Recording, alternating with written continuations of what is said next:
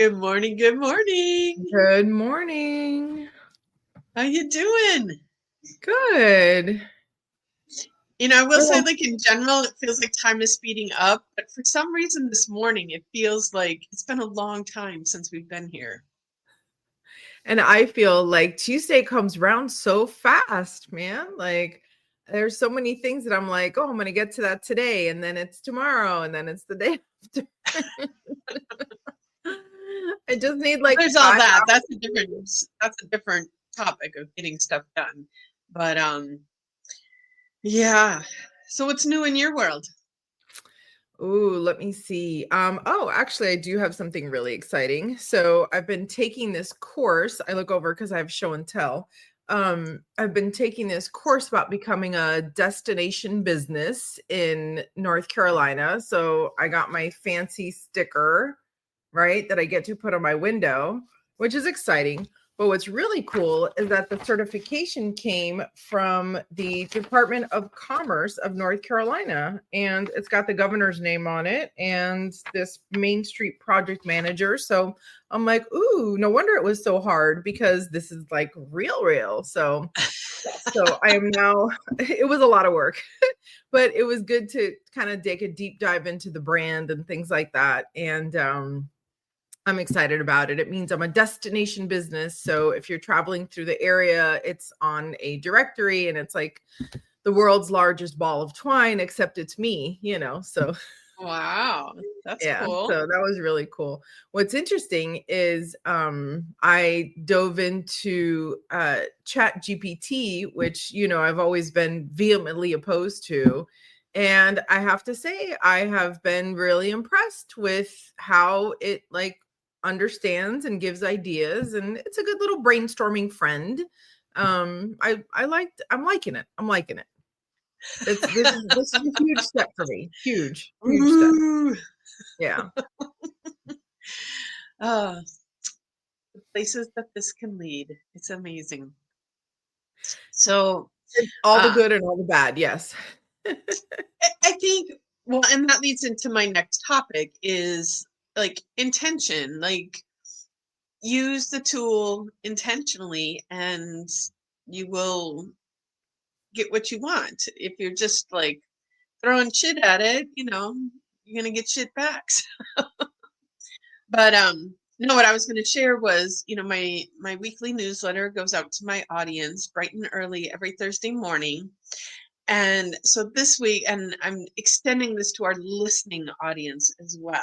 So I have invited everybody to spend a week doing everything very intentionally. So even like when you wake up in the morning, set your intentions before you sit up. And then when you sit up and put your feet on the floor, like have that intention of anchoring in the kind of day that you're going to do. And, when you go to the bathroom and brush your teeth, like brush your teeth with not only the intention of cleaning your teeth, but also like setting the vehicle that the words come out of intentionally. And eat your food, drink your cacao. I mean, we always say drink your cacao with intention, but just putting everything out there, choosing your clothes, like what is the intention of what you're wearing today? Like is it to make you feel powerful? Is it to make you feel compassionate? Like, what's on your schedule for today and how do you need to feel when you're out there in the day? And so that's my theme for the week. And I'm inviting everyone to give it a try. And then once you've given it a try, I want to hear how it goes. So reach out and let me know like what that week of intention changed for you. Are you I joining love us, Graciela? yeah, absolutely. And it takes excuse me, it takes being very present, which for me is always very calming, right? Because, you know, worrying about the past is never good and worrying about the future is never good. And so the more I'm able to be fully present, the better I feel. And paying that sort of attention makes everything a meditation, and makes you present, and that just feels good. So yeah, I could totally see that. I love it. So, and the other thing I have going on, tomorrow we start our Four Agreements book club. And this came out of, I don't know, the past at least a couple months. I've been a little bit just stuck in the space of being intentional with your word. And it's been coming at me from so many different angles. And um, it's like, it's such a simple thing that can completely change your life, and understanding the power of your words. And where it showed up for me this weekend on Sunday, we had another sweat lodge, and, sweat lodge is prayer. And one thing that hit me is that so often people are praying for what they don't want. Like, I want, I don't want this in my life anymore. And I want this to stop. And I want, you know, and I'm like, switch your prayer. Instead of praying for what you don't want, pray for what you do want. And so, um, I don't want people deported anymore. No, I want people to be living in a place that they are safe and protected and empowered. And, the list goes on and on there. But when you're praying for what you don't want to happen, the universe doesn't hear the negative. And so it's like you're giving power to the stuff that you don't want. So that's my little nugget out there today. Yeah. Fear is a powerful thing. I mean, I can't blame someone for that being their starting point. But having conversations like this where you get to remember, where you should be going helps you course correct, absolutely. I was talking to a friend of mine over the weekend, and we were just talking about all the terrible things happening in the world. And it's really difficult to balance paying attention, knowing what's going on, keeping yourself safe, and not sitting in a space of fear. It's a big ask, so it takes big courage to do that, to make that shift. And I recognize that. And so yeah, it's like the intention. It's a daily practice, and every day you get to start over again, and sometimes multiple times in a day, depending on what's bombarding you. So Every moment is a new moment. I totally get that. Yeah. Yeah. So our topic today is near and dear to my heart. How do you prioritize yourself without guilt? And and sometimes I'm still recovering from it, but as a person who was raised to, put everybody else first and watch out for everybody else's needs, you get to that point where you realize, like, the tank is empty, and now what? So I think it's really important for people to learn and understand that prioritizing yourself is it's not selfish. It's probably the most selfless thing you can do, because when you take care of you, there's more of you to be able to support and help other people. And I just have to say, this is such a blast from the past. But good morning, Anne. She's listening in the Netherlands. And yeah, so when we say we're an international podcast, we are not lying. So kisses and love to you, Anne. So nice to see you here this morning. Oh, beautiful. Yeah. I was going to say this podcast is going to be over in about 2 minutes, because me prioritizing myself without guilt, I am like expert level now. um, I like you was very much raised that you are to humble yourself and put yourself last, particularly as a woman, as a mother, as a quote unquote good person.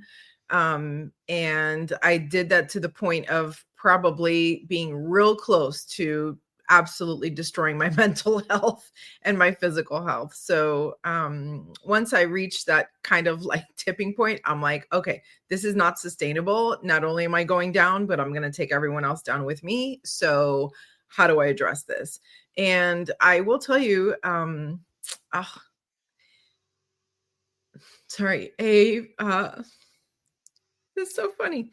Um, the woman who opened the door for me, who just recently passed away, was the one who said, go have a cup of coffee. Go have a cup of coffee. Get away from your children. You know, the babies were so little and I was with them all the time.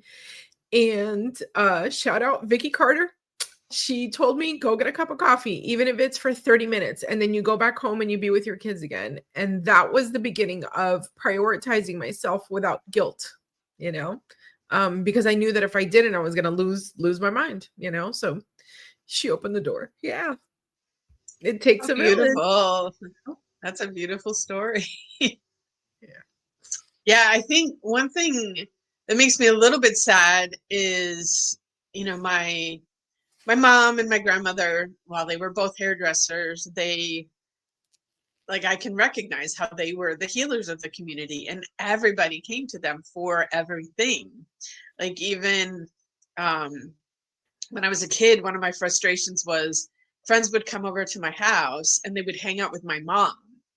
And I'm like, they're my friends. They're supposed to be hanging out with me. Why are they hanging out with my mom? And, as I became an adult, I realized they were hanging out with my mom because they were getting from her what they weren't getting from their own mom. And, but yeah, like both of them just gave and gave and gave to their friends, to the community. And it does make me a little sad that I don't feel like they ever truly got the lesson, the importance of putting Mhm. themselves first. Yeah. And it's, I guess with all, again, I'm going to use the word programming, the way we've been so programmed by every institution out there that to be a good person, you have to put other people's needs before your own. And while, obviously if somebody's dying, but you want a cup of coffee, like absolutely you're going to help the person that's dying first.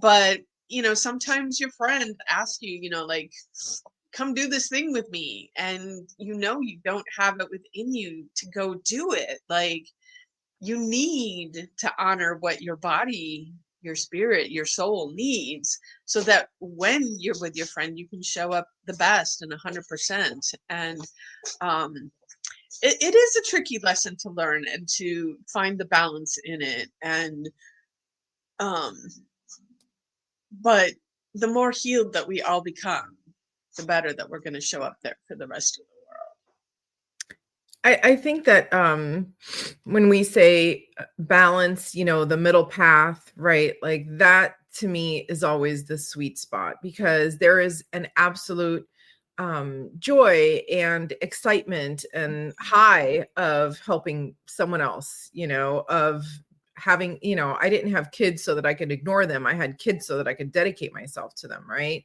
And I don't have the profession I have all for myself. If I did, I'd be a writer sitting in my, house by myself, right? But I chose to be a photographer so that I could work with people and go through their processes and watch the transformation. So it is the absolute joy of my life to be able to give and do these things. And my brain needs a break sometimes and my body needs a break sometimes, and knowing when to say when it's a skill. It's not something that's going to come naturally because we like patterns and we like repetition, right? So you get into this groove and you're like, wow, this feels really good.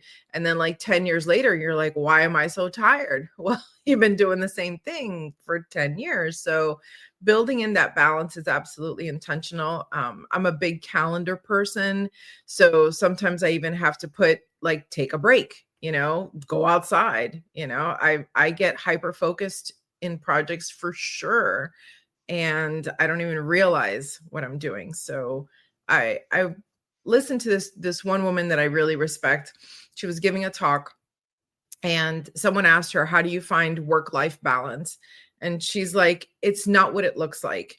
It's not 3 hours of work and 3 hours of family. Sometimes your work demands your complete and full attention. And so you might have to tell your kids, listen, this week, I can't give you all the full attention because I have to focus on this thing. And then when you're done with that, then you're like, okay, let's go on a week's vacation, guys. And you turn off your phone. right? So balance doesn't have to necessarily look like, question what balance looks like to you and how it fits in your life, and don't compare it to anybody else's story because it's not the same, it's not the same. I love that you said that sometimes you put it on your calendar to take a break. And I think that could be a powerful tool. Like when you are struggling to get into that, prioritizing yourself, it can be a powerful tool to use, like putting it on the calendar so that there's no question about it. It's like, this is what I'm doing now. Yeah. And I think sometimes too, we talk about this a lot with like self-care. Like it doesn't, everyone's like, oh, it's about getting a massage or a pedicure or, whatever. And sometimes it is, like you said, just allowing yourself the time to sit with you said coffee, but I'll say sitting just alone with the cacao and just being present in that moment. Or,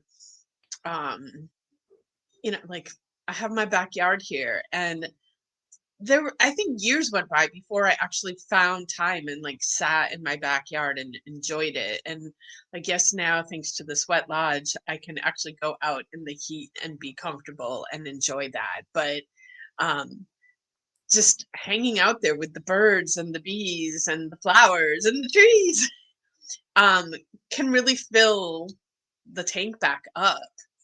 And ooh, we got a long message here from one of our prime listeners. Vanessa has to say, I've learned to really show love to myself by giving myself grace on the days that my body needs to rest. But maybe laundry is not done, or the dishes aren't done, or whatever project or tour I want to get done before bed is complete. It's a perfect time to repeat to myself, I did the best I could today. I will get it done. I did a good job, and I deserve this rest. It's take in a while, but even up until yesterday, I feel like I'm more comfortable in giving myself permission to do nothing. And she apologizes for the auto text typos. I wasn't translating some of them very well, but I think we all get the message. And and just want to put out there too, like super proud of Vanessa. She's been working with us quite a bit, and seeing the transformation that this woman has made in her life is just so beautiful. So thank you for being there, Vanessa, and listening and sharing all the goodness out there in the world. We appreciate you. Absolutely. And I will also say, like, sometimes sometimes the idea of sitting outside, and getting in that mindset, like, feels like, oh my gosh, this is too long. I don't have time for this. How can I do this? All of these things. And again, I want to say, like, go ahead, finish your project, do your thing, but take your break, and take your break however you can. I remember in my old corporate days, there was a girl that used to go take a nap in her car during her break. I would use my break to go to the kitchen, get a cup of water, have a snack, whatever. And she'd be like, I'll be back in 15 minutes. Goodbye. And in her car, she had a blanket and pillow, and she would take her nap undisturbed, come back refreshed, Wow. feeling good. Yeah. So take it where you can. I mean, like I said, it doesn't have to look the same for everybody. Not everybody wants to sit outside and look That's at the birds. exactly, yeah, that is like a very, because what nourishes one person is not what nourishes another person. And there is no shoulds on what it looks like to take care of yourself. Like, this is something that all the time I'm telling people, because they'll ask me, what should I do? And it's like, I can't tell you what you should do, because you're the only one that knows what is going to resonate with you and feel good with you.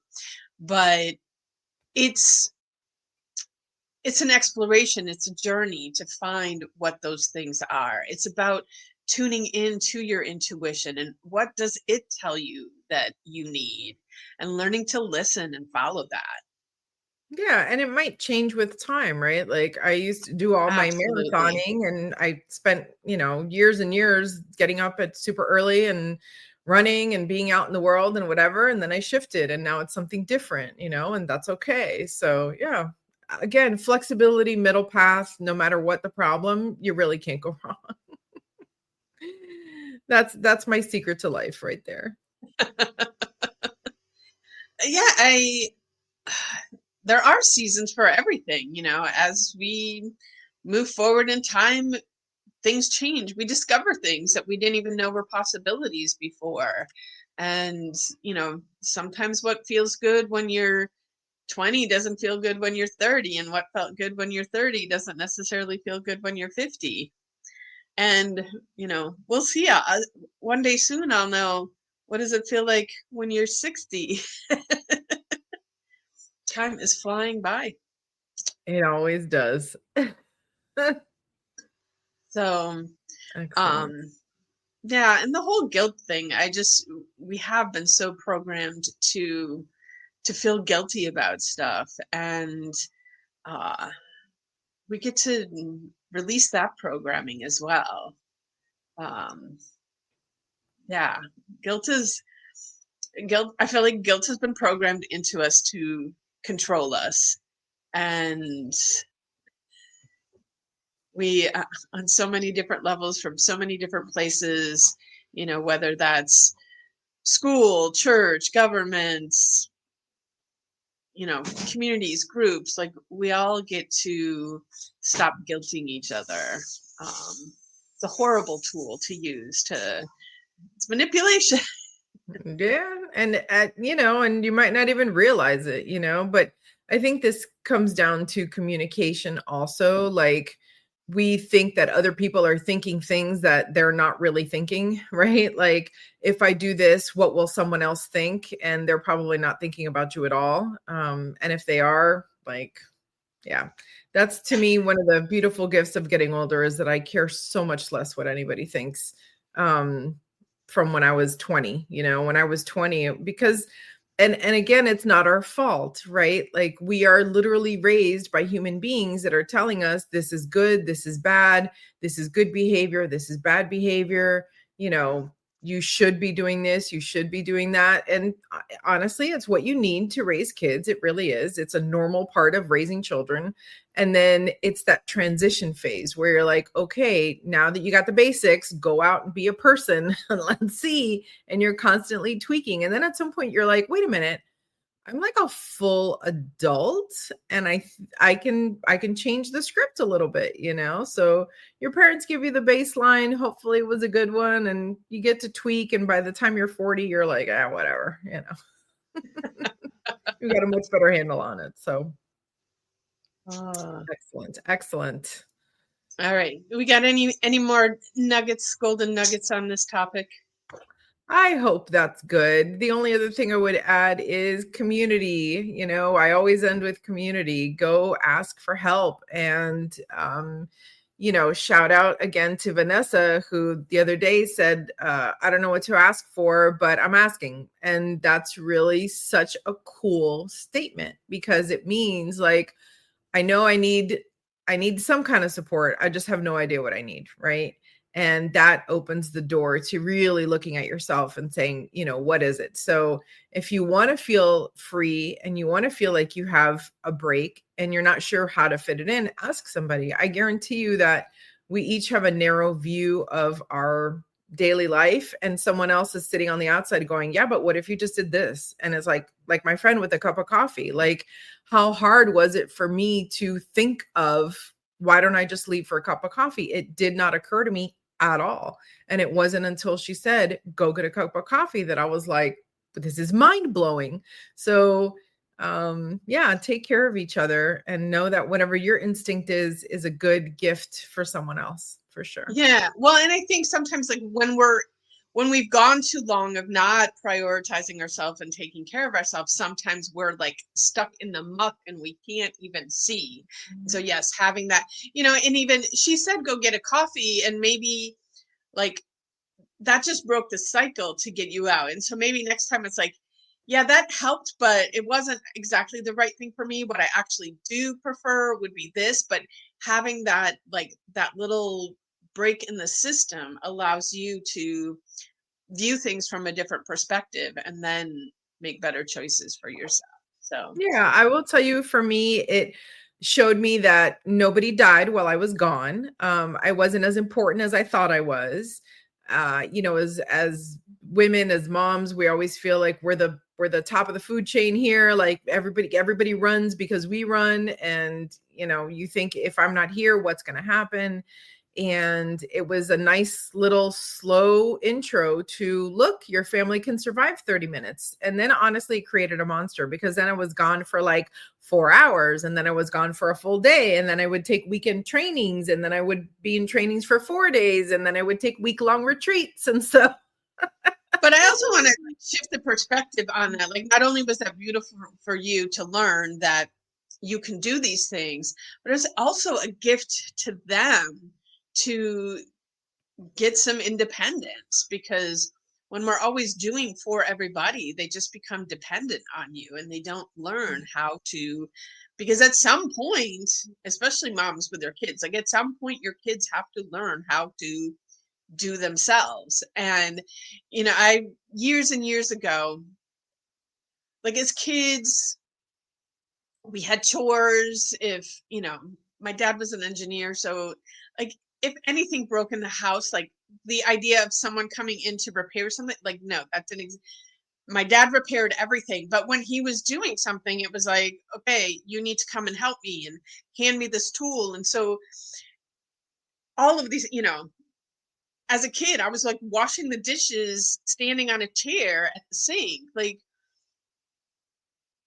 such a gift to be able to learn to do all those things. And as a kid, I was probably a little annoyed that like, I just want to go play, but no, I got to help my dad fix things, or I got to help my mom clean the house.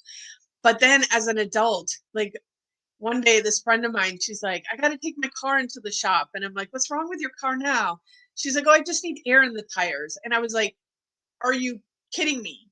You're going to go and give someone, I don't know how much money, and take up how much extra time to go to the shop and have someone, like, you just go to the gas station, you put a quarter in and you put air in your tire. She's like, I don't know how to do that. I'm like, oh, let's go. So, yeah. um, like I'm looking at someone who, and I've seen that so many times, that people don't know how to do things, simple things for themselves. So, but part of that has been the programming of the mom or the dad, like, we're going to do everything because we have to, because we're the parent. And yeah, it's a gift to others to learn how to teach them how to thrive on their own and give them the opportunity to do that. So Yeah. And taking no one care of knows. yourself. Go ahead. Yeah, I was gonna say, no one knows until they tell you, like, you don't know until someone tells you, even parenting, that nothing about it. I mean, very little about it is intuitive. You're kind of like bumbling along and learning as you go. And until someone says, hey, here's a better way. So, don't be afraid to ask for help, and don't be afraid to offer it. That's my advice. Take everything with a grain of salt, use what works, leave what doesn't, you know. And then the words of the great, what was his name? Bobby McFadden, don't worry, be happy. So Yes. Woo. All right. I think it's a wrap. I think it's a wrap. Have a good day, everybody. Have a magical day.